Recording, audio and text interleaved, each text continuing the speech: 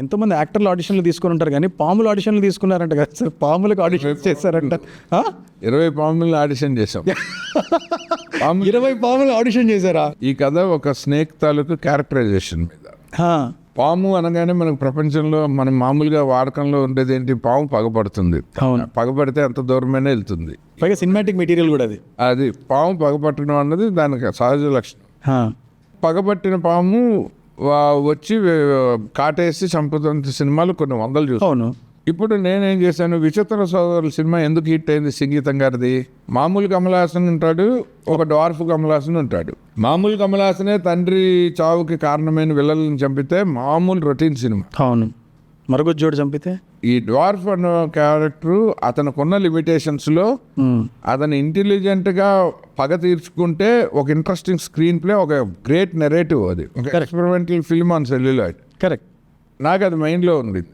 ఒక serial killer ఒక ఇంట్లో దిగిన వాళ్ళందరినీ చంపుతాడు అంటే ఒక ఆల్ఫ్రెడ్ హిచ్కాక్ సైకోలాగా. ఇప్పుడు ఆడియన్స్కి కొన్ని వేల సినిమాలు అలాంటివి ఉన్నాయి. సో నేను ఏం కొత్తగా చెప్తాను ఒక సినిమా చూడటానికి, ఈ పాముకి పగుంది కానీ విషం లేదు. అబ్బా కొట్టారుగా, అసేమ్ ఇంకా విచిత్ర సోదరులే. ఈగ నాని లేని ఈగ, ఈగకి పగుంది కానీ ఈగ పరిణామం అంతా కటౌట్ లేదు, బయట లేదు. పరిణామం కాదు, సారీ, పరిమాణం కరెక్ట్ చేశారు, థ్యాంక్ యూ. సో ఇప్పుడు నాకు స్క్రీన్ ప్లే ఛాలెంజ్. మరి ఇప్పుడు ఈ పాముకి పగ విపరీతంగా ఉంది, విషం లేదు. కూరలు ఉన్నాయి సార్, చంపాలి. కూరలు ఉన్నాయి లేదు చెప్పండి సార్, మా టెన్షన్. కూరల వల్ల ఏం యూజ్ లేదు, విషం ఉంటేనే ఫైట్. అవును కరెక్ట్. కూరలు అదర్వైజ్ చెవులు సౌండే కదా, దానికి వినపట్టంగా అంటూ ఉంటుంది. పాముకి బయట చెవులు ఉండవు. అవునవును. సో కూరలు బయటకు వస్తే సౌండ్ వినపడుతూ ఉంటుంది. It sensors the sound. అది యాక్చువల్ చెవులు కాదు, అవునవును, సౌండ్ సెన్సర్స్. అదే డెసిబెల్స్. విషం లేకపోతే, విషం ఉంటే కూరలు. Oh my God. ఇప్పుడు విషం పీకేశారు, దానికి విపరీతమైన పగ నిండిపోయి పెరిగింది. దాని బలహీనతతో స్టిల్ అది ఫైట్ చేసి చంపి పగని తీర్చుకోవాలి. అది పని కథ. సార్ చెప్పేశారు సార్ మీరు.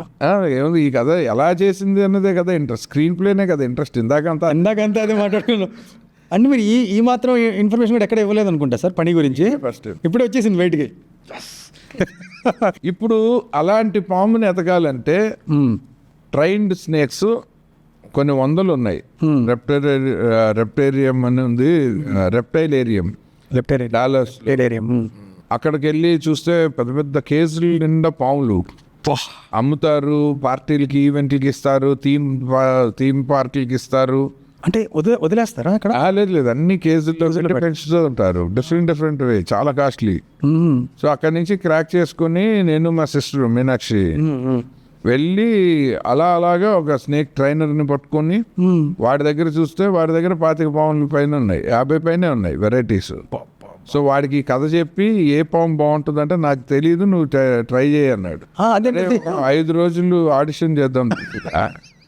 నాకు కెమెరాలు పెట్టి శ్యామ్ గారు, కమల్ గారు, మా బావగారు శాస్త్రి గారు ముగ్గురు 3 కెమెరాలు పట్టుకుని, సో మా సిస్టర్ వాళ్ళ కొడుకు కార్తీక్ను, కూతురు సమ్మి వాళ్ళ అసిస్టెంట్ డైరెక్టర్గా కూర్చొని, నేను మా చెల్లెలు భయంగా కూర్చుని మరి ఒక్కొక్క పాము దాని క్యారెక్టరిస్టిక్స్ అంటే సన్లైట్లో, అవుట్డోర్లో అది ఎలా, దాని మూమెంట్ ఎంత చురుగ్గా ఉంది, నైట్ ఎఫెక్ట్లో అవుట్డోర్లో దాని మూమెంట్ ఎలా ఉంది, మళ్ళీ డే లైట్ ఇండోర్లో అది ఎలా పాకుతుంది, దాని movement in front of camera lights with camera అది ఎలా రెస్పాండ్ అవుతుంది, మళ్ళీ నైట్ ఎఫెక్ట్ ఇండోర్లో ఎలా మూవ్ అవుతుంది. ఈ 4టిని ఫుటేజ్ తీసుకొని సీజీ వాళ్ళతో కూర్చుని ఏ పాము అయితే నా కథకి, నా స్టోరీ బోర్డుకి దగ్గరగా మూవీలో పాముని చూస్తే జాలేయాలి, అది హీరోలాగా ఉండాలి.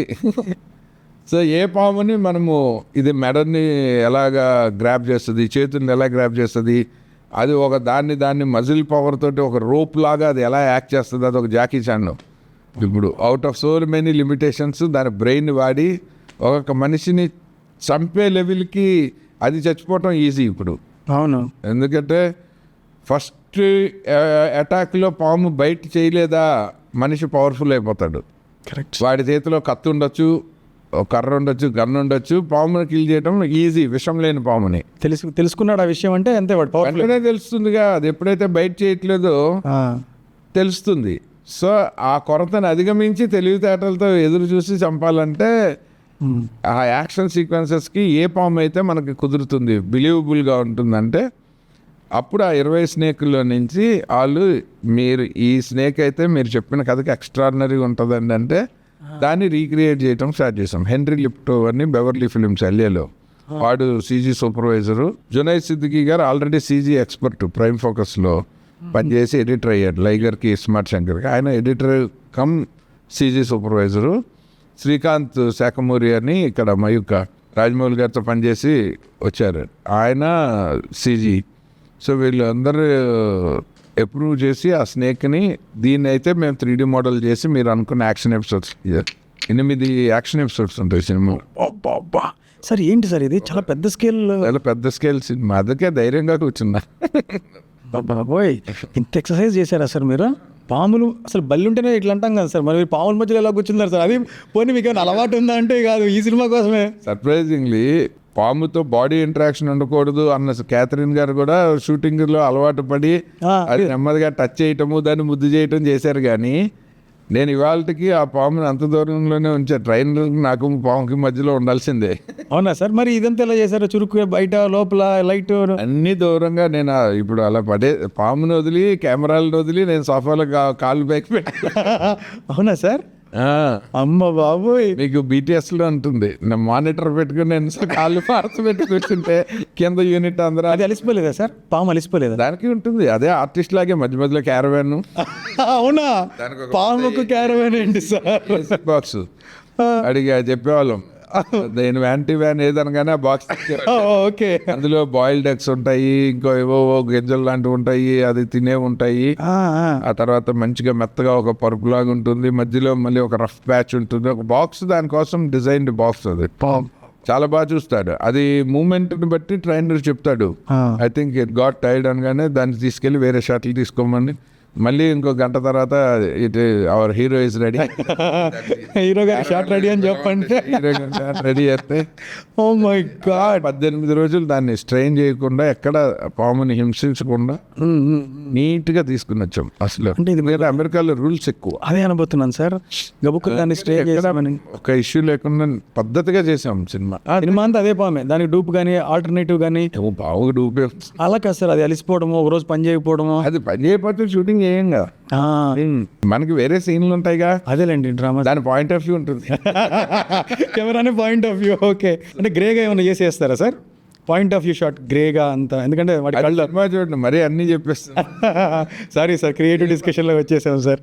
ఎక్సలెంట్. క్యాథరిన్ గారు కంగారు పడ్డారా ఫస్ట్ మీరు పాముతో చేయాలి అంటే? ఇదే ఆవిడకి కథ బాగా ఎగ్జైట్ చేసింది. ఆవిడకి మొత్తం విజువల్ స్టోరీ బోర్డ్ తోటి ఇచ్చాం. ఓ అది కూడా చేశారా సార్? ఫస్ట్ కథ రాసుకున్నాక మా అయితే గారితో కూర్చొని డైలాగ్ వర్షన్ రాశాక ఒక 1.5 year బ్యాకే ఏఐలో క్యాథరిన్ గారి ఫోటో, మనం ఓకే చేసిన హీరో మహేష్ శ్రీరామ్ గారి ఫోటో పెట్టి US నేను వెళ్ళి కథ చెప్పి మొత్తం ఈ సినిమా చేద్దామని డిసైడ్ అయిన ట్రిప్లోనే ఫోటోలు అన్ని న్యాచురల్ లొకేషన్స్ తీసుకుని వచ్చి ఈ కథలో ఉండే లొకేషన్స్ అన్నిటినీ పెట్టి యాజ్ ఇట్ ఈస్ సినిమాని స్టోరీ బోర్డ్ చేశాను. ఫుల్ డైలాగ్ వర్షన్ 340 పేజీలు స్టోరీ బోర్డ్ చేసి. సార్ ఇంత వర్క్ చేశారా సార్? చేయాలిగా మరి. ఇప్పుడు పైగా గేమ్ చేంజరు, మీకు అలవాటు లేని జానరు.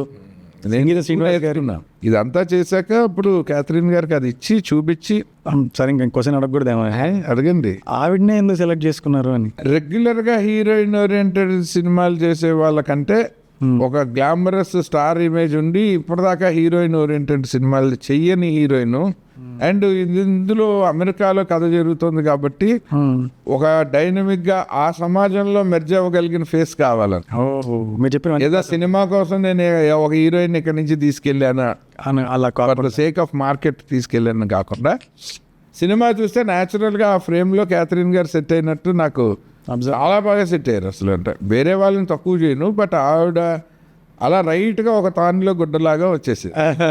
ఇప్పుడు ఏ స్టేజ్లో ఉంది సార్ ఫిల్మ్? ఎప్పుడు చూడొచ్చు అవన్నీ? ఒక 1 monthలో ఐ థింక్ మనం సర్కార్కి వచ్చేస్తాం. ఫస్ట్ కాప్ వచ్చేస్తుంది sir 1 monthలో. 1 month backs 1 month to 35 days అంతే. DI లెవెల్లో ఉంది.